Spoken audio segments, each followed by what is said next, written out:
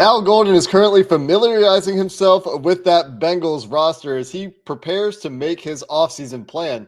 Let's do the same. Let's do it for him. Al Golden, check out this episode. Let's get into it.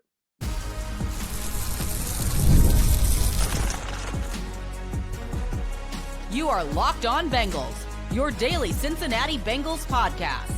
Part of the Locked On Podcast Network, your team every day.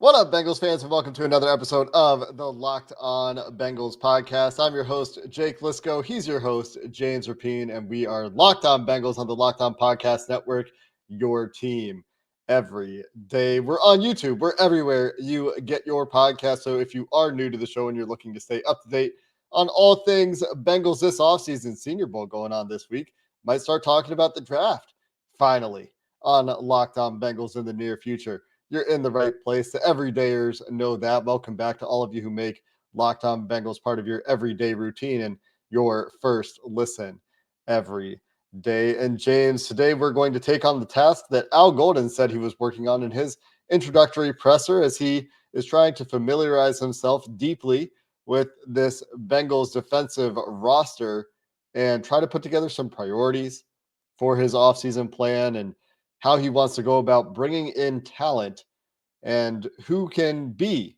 contributors in the future. Who are the question marks, or where are the question marks? As Al Golden was asked repeatedly in his presser and with some one-on-one interviews that I saw, James, well, we're going to have a lot of money on this Bengals offense. How does that impact your plan to get the most out of young guys on the defensive side of the ball, where perhaps there won't be Jamar Chase, T. Higgins contracts potentially being doled out to defensive players? And so that takes you back to what's on the roster now, James, and trying to figure out what pieces will be contributors next year and fit into Al Golden's plan, and what pieces need addressed.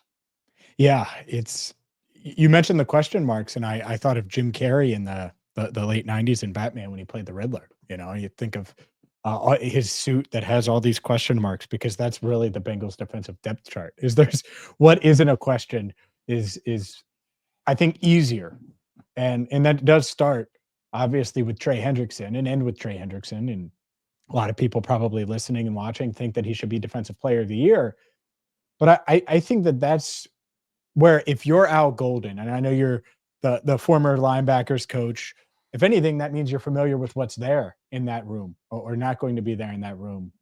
I would start with the defensive front. It really, who can help, who can't, what can they do, what can they not do, how can you get the most out of what you do have there? Because I think a lot of people view the defensive line room and the lack of pass rush and the questions on how they're going to be or how they've been against the run.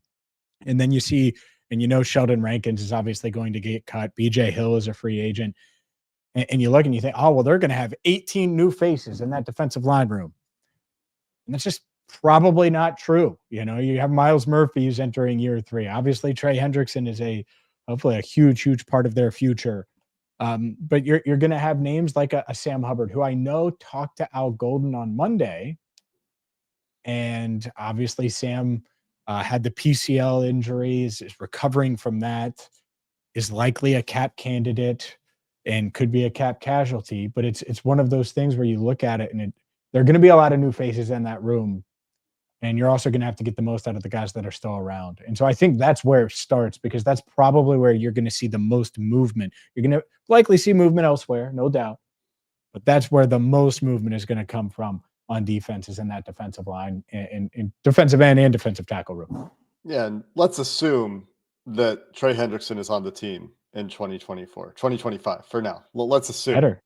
Yeah, he better be. He is the piece to build around on your defense. And I think Logan Wilson is another one that Al Golden would argue. I think that he loves Logan Wilson.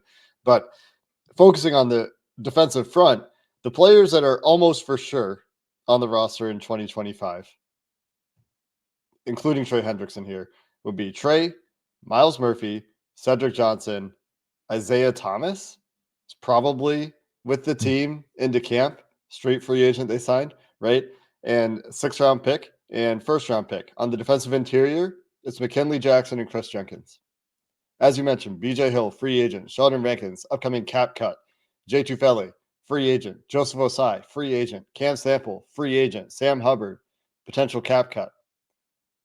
So that's at least half of the players that played significant snaps for this Bengals defensive front in 2024 that you're not sure whether they're on the team next year. And that includes a number of opening day starters, 3 out of 4 opening day starters. And then when you go to the end of the year, Joseph Osai was starting for Sam Hubbard, and BJ Hill was still starting. So it's half of your starters at the end of the year. That's a lot of snaps, and you could go look at the snap counts. I don't have them pulled up right this second. It's a lot of snaps that need replaced with the guys that are pending free agents or going to get cut, and a lot of uncertainty on this roster to replace them. It's not like Miles Murphy was ascending at the end of the year in the eyes of the previous coaching regime. Maybe this new coaching regime thinks that Miles Murphy is a clear starter, and that's the plan right now. But you would still like them to add some pass rushing depth there, right? Because you look around at some of the successful teams in these playoffs, Philadelphia Eagles, chief among them, depth on the defensive front is their calling card on defense. And of course, they added 2 great corners this year. But what the point here is that there are way more questions than answers when it comes to the defensive front. And that's across the board. McKinley Jackson, Chris Jenkins, you need them to be contributors next year. But are they your 700 snap players the way that the Bengals have asked defensive tackles to play 600-700 snaps the last couple of years? Or do they need to add pieces there? Obvious answer. They obviously need to add pieces at the edge position. And is Cam Sample back? Is Joseph Osai back? Or is that the first David Mulligetta client they get it figured out with Joseph Osai?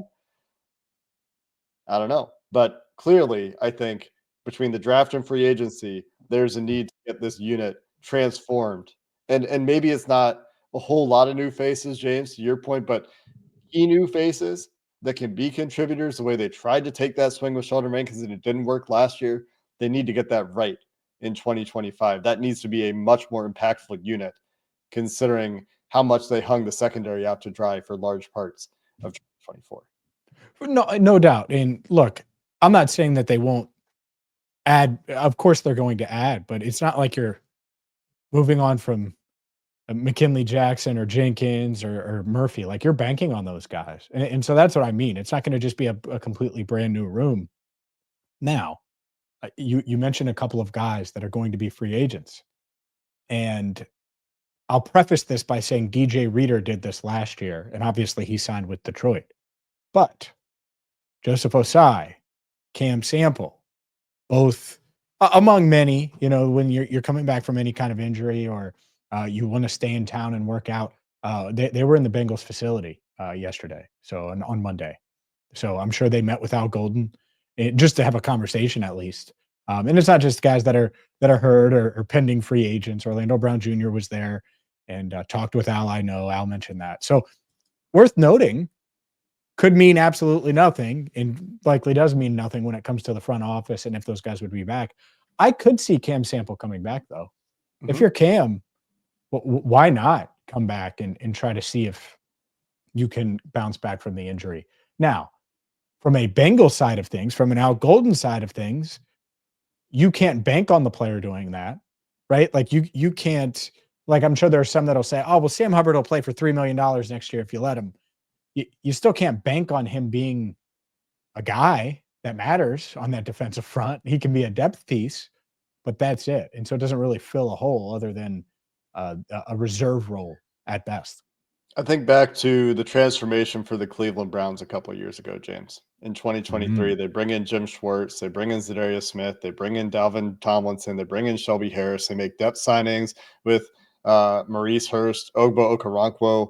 I mean, they're second-year players, first-year draft picks. Isaiah McGuire, who was their fourth-round pick that year, he took a big step in 2024. The following year, Alex Wright, a pick in 2022. Like, they made a concerted effort to transform the worst run defending defensive front in football, and it made a big difference for them in 2023. Now, I'm not saying you want to model yourself after the Browns, but they had a successful transformation of their defensive front in that season. Yeah. No, I think that's a good point, and it's something that I want to react to. I will do that coming up next. Today's show is brought to you by PrizePicks. PrizePicks is exactly what you need to download before the big game, because there's no better way to make it even more exciting than to use PrizePicks. It's daily fantasy sports. They have over 10 million members and billions in winnings awarded. PrizePicks makes it fun. It makes it simple to get in on the action. And here's how it works. You pick more or less on at least 2 players' projections. And if you're right, you can win up to 1,000 times your cash. And there is a free pick for the big game, by the way. This threw me off. I forgot that this was coming up. There's a free pick, Jake. Starting quarterbacks only need to throw 1 yard to win. Pair that with one more correct pick and you're cashing out. It is that simple with PrizePicks. So download the app today and use code LOCKEDONNFL to get $50 instantly after you play your first $5 lineup. That's code LOCKEDONNFL for $50 instantly after you play your first $5 lineup. PrizePicks. Run your game.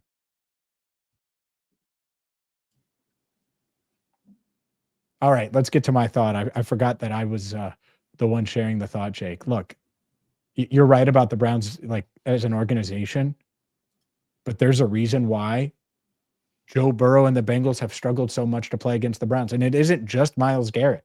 It's because they have Myles Garrett and this guy, Myles Garrett and that guy. And there's layers to their defensive front that's made it really tough on Joe. So you know what I would love?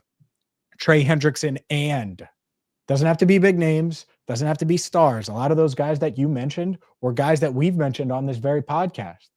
It's no secret. And it's not like you have to break the bank. And this free agent class might be a little different, but there will be guys out there that can help. And so identifying those guys, that's something that Al Golden, that this front office, that this coaching staff, hopefully, whether it's Jerry Montgomery, the defensive line coach, Al Golden, the scouting department, hopefully they're able to do so. And we've clearly identified here that there's a need on the defensive front. And Al Golden knew this. You don't have to do a deep study to realize, like, oh, well, did Myles Murphy, like, maybe he's thinking, oh, did Myles Murphy take a step? Can he be the guy opposite Trey? And then he watched a couple of games of Myles Murphy, and maybe he has thoughts there. And he thinks, oh, I can get more out of that player. But he's also got to be thinking, you need redundancy there. It can't be just, Trey, Myles Murphy, Cedric Johnson, and Isaiah Thomas, or a rookie. Like, that can't be the plan, given the pass rush last year, given the importance of getting after the passer in this league. The pressure versus no pressure splits, even for the elite quarterbacks in the NFL, even for the Mahomes and Allens and Burrows and Jacksons, are stark. And when you deal with the quarterbacks that you deal with in the AFC that all have that running ability, getting more athleticism up front, to be able to execute these plans to contain quarterbacks in the pocket, which is something that when the Bengals defenses were going well in those playoff runs, is something they were really good at, needs to be a priority as well. And so they've got some pieces here and they've got some youth here. And so developing a plan for these youth pieces, McKinley Jackson, Chris Jenkins, Myles Murphy, and having a clear vision for what you want to add to supplement those pieces is currently Al Golden's job. Yeah, it is. And you have to. Like that's why when we talk about Zach getting it right and the search and all of those things, this really is step one, outside of making sure the staff is correct, is getting this part right. Because I think a lot of people listened to Al Golden on Monday, or watched Al Golden, or listened to us, or watched us, or any of the other coverage and said, oh, that's great, but you got to get the dudes. There's no doubt about it. You have to have guys. And that's the point that Lou, I'm sure, made multiple times while he was here. And certainly on his way out the door was probably yelling it when he got fired during a gigantic snowstorm and had to drive home. He probably yelled it at his radio. You got to have the dudes. And if you don't, then it's going to be really, really hard, no matter how good of a coach you are. And so I do think that Al Golden, there's excitement around him. I think the players are excited. I've talked to multiple veterans on defense that are excited about it. And by veterans, that could mean young players. That could mean players that are more established, but players that have been on the team. And at the same time, they have to get this next 2 months right. 3 months if you include the draft, of course. But I just mean identifying what you need to do with some of these veterans and then finding the replacement for those veterans before the draft, because we cannot go into the draft saying, man, they better take a defensive tackle at 17. Doesn't mean they shouldn't, but that cannot be the mindset, because even if it is a great year and it lines up and it works, I just don't want to. I don't want them to be backed into a corner where they have to do something, because that's a tough place to be. And historically, that's when you end up getting the short end of the stick. Never want to be drafting for a desperate need to come in and plug a hole right away. You want to find instant impact players, but you don't want to have to find instant impact players at a specific position, because the rest of the NFL doesn't care about what your plan is for Frank the Ragnow. NFL draft. Remember? That's the biggest one. That's the most recent example, I would say. Frank Ragnow. Everyone knew the Bengals were going to take him. And the Lions said, thank you. Yeah. The interesting thing that you bring up there to me is along the lines of when you talk about Lou screaming on the way out. Funny image. And I don't know that he did that, to be clear. But I can guarantee you that he didn't. Maybe he was thinking it, but I just mean in his car. Yeah, I'm sure he was professional. I'm sure he was professional. It just takes you back to it'll be a dark day when we lose those guys. And then they lose those guys, Jesse Bates and Von Bell. Not that, Von Bell's return was as magnificent as he hoped and was probably part of the issue, relying on Von Bell the way that he did on this defense in 2024. But losing Jesse Bates, nobody on that coaching staff wanted to see Jesse Bates walk. And so then you think about ownership, the way they do contracts, the way the Blackburn family treats guaranteed money and simply just doesn't engage with it. And I joke about Joseph Osai, but at some point you need to be able to do business with these agents that prioritize guaranteed money the way that the NFL is going lately, and you expect it to continue going in that direction. So it's not like I'm saying this is all on Al Golden or it was all on Lou Anarumo. There is some element of truth where you need the front office to be able to cooperate with the vision. And I'm not saying that's what it was specifically with Lou. I'm sure it was part of the problem. It didn't seem like he was on the same page as the personnel department on at least Dax Hill, and it wouldn't be too surprising if it was the case for some other young players as well that the front office thought should be on the field. But it also goes to the way they do contracts, and not just Duke's front office, but the Blackburn front office, and being willing to do contracts and getting some of these contracts done with good players that you've drafted and developed. And that is your way of doing things. And so it's just a moment to get on the soapbox and point to Bengals ownership as well. Yeah, I think yesterday in the one more analogy that I used at the end that kind of went off the rails. Right. It's going to be a theme this offseason, I guess, which I think is going to be a positive. Because let's say they add a couple of free agents at this position or that position. I'm going to want one more. I'm going to be greedy. I'm going to be asking for more.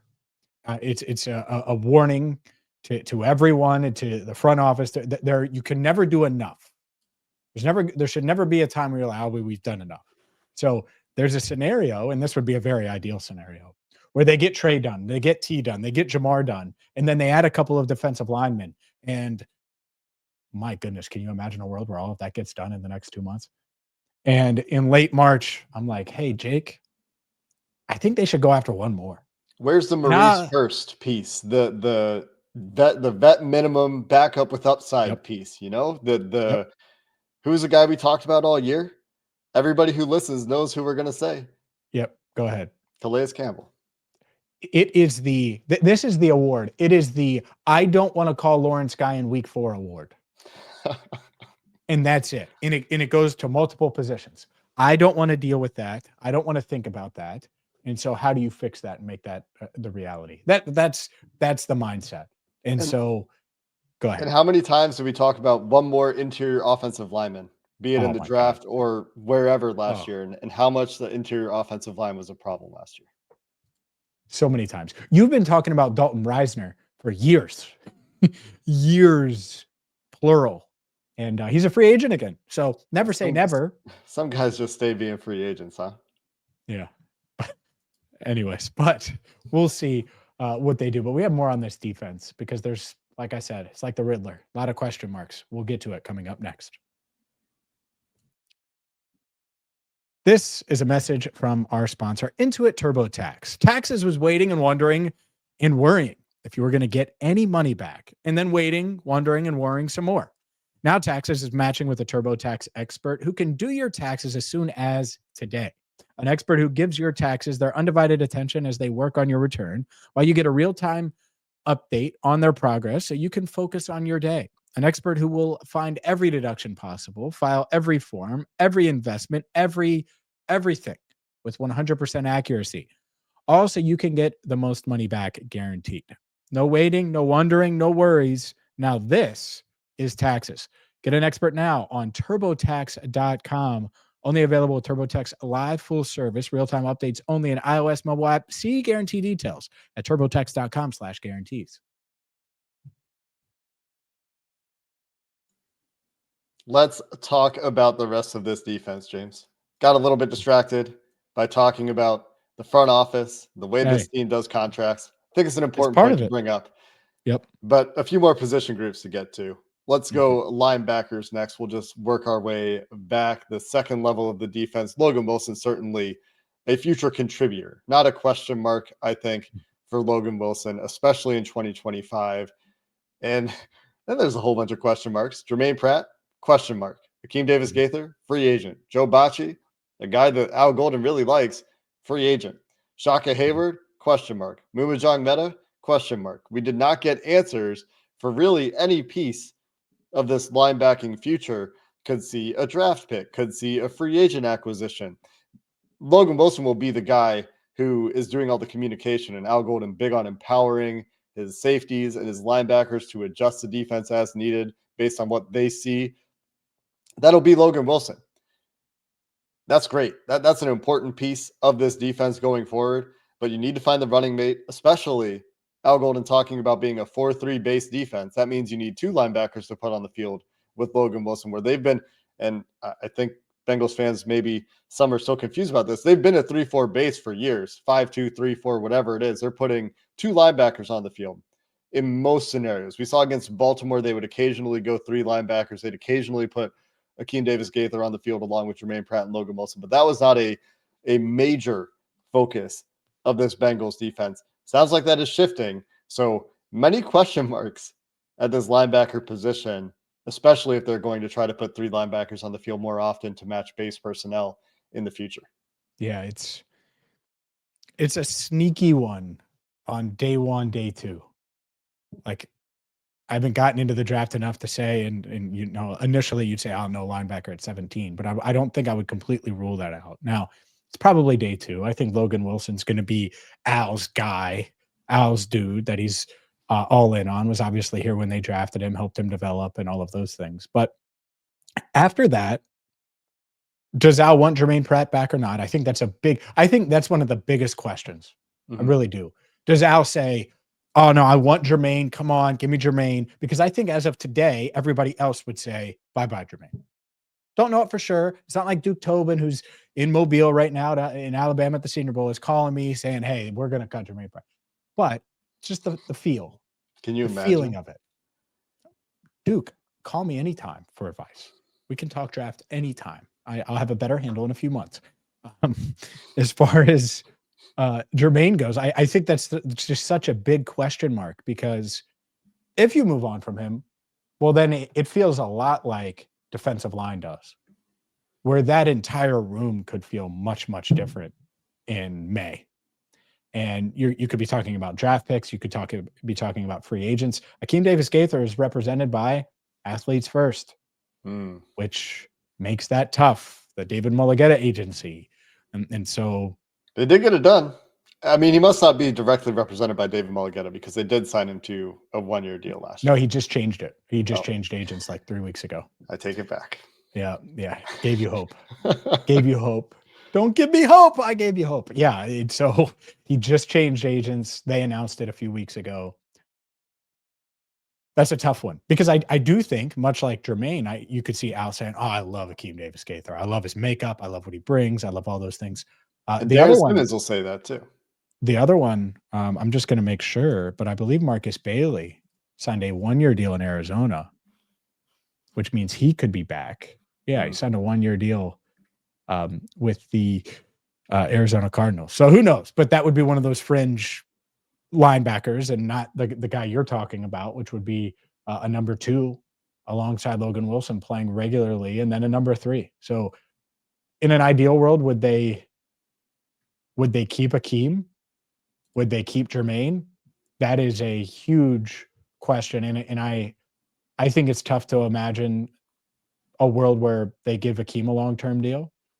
At the same time, I'm not sure that they're keeping Jermaine Pratt at his current figure. So we'll see. We'll see how the pieces fit into Al Golden's vision for the defense. He certainly, I think, can realize that Logan Wilson is a piece to build around at that level. And I think beyond that, you might see a makeover of the linebacking group. We'll see. I mean, he's obviously intimately familiar with Jermaine Pratt, Akeem Davis-Gaither, Joe Bacci. He's coached all those guys. And we'll see what the future holds there.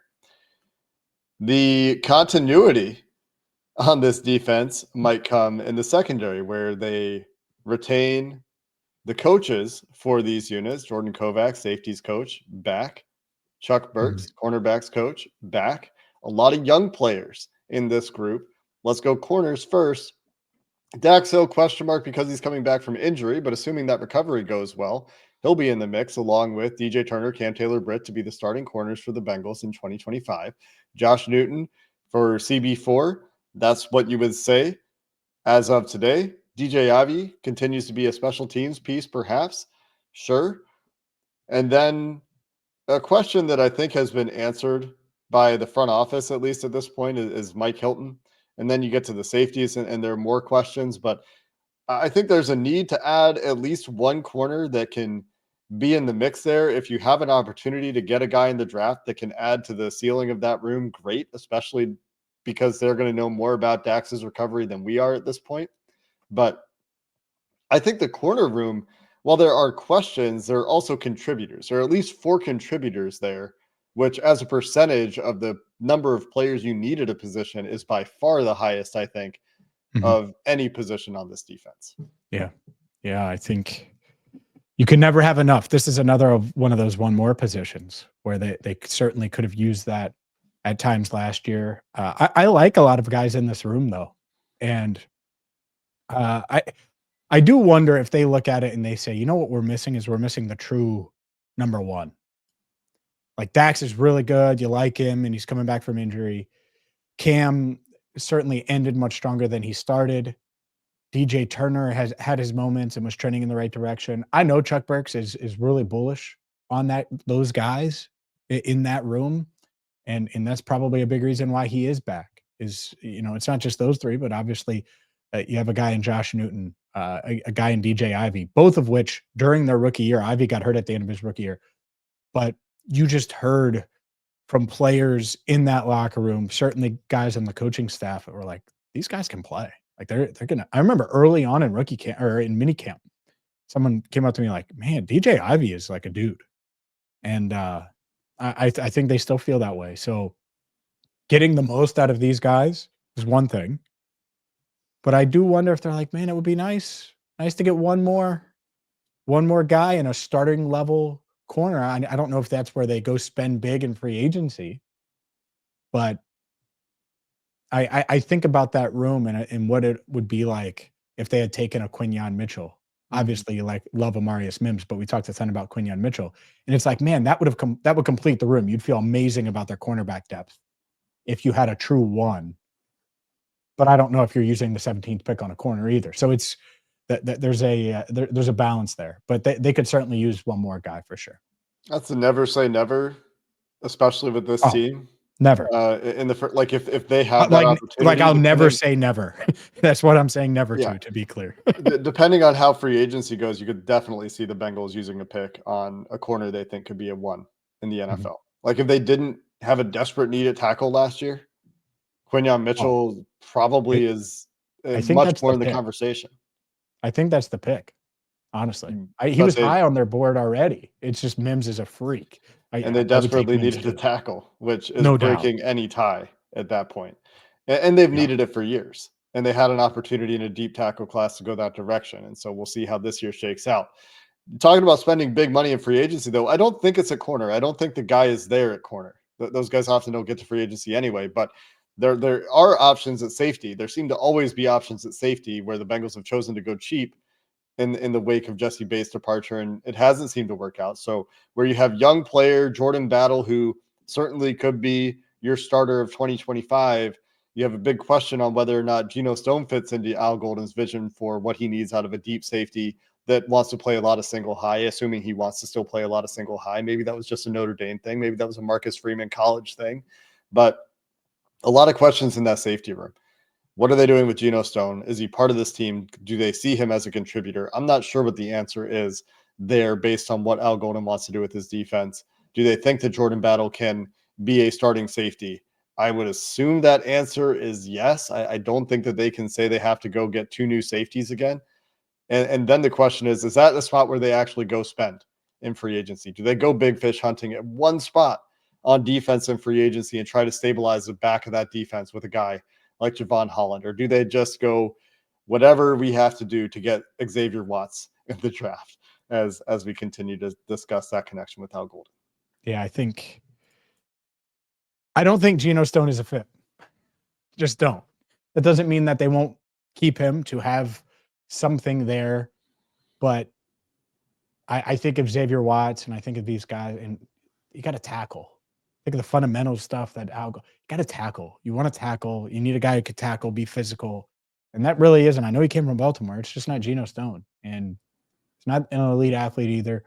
But they may bring him back. It's strictly because you can only have so many holes, so many voids. I'm still curious about the other guys in that room. And are we sure? And this is what I would say to Duke if he called me right now. Are we sure that Tyson Anderson can't give you what Geno Stone would give you? And if you hesitate a little bit, then it's like, all right, well, save that cap money and go use that elsewhere so you can get that one more. When James and Jake are like, hey, one more, it gives you a little more room to get that one more. A lot to do.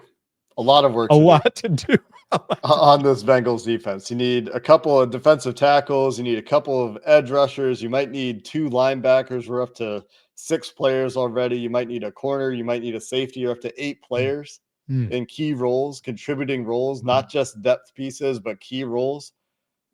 That's kind of where the count is right now. Between 6 and 9, certainly. If you wanted to go higher or lower by 1 on the potential range of outcomes there. Al Golden's got a lot of talent evaluation to do as he sets up his talent acquisition plan for this offseason. And hopefully that episode that we just got through gives you an idea of all of these spots and all of the free agents that are up for discussion for this Bengals defense as we head in to draft season with the Senior Bowl going on this week, James.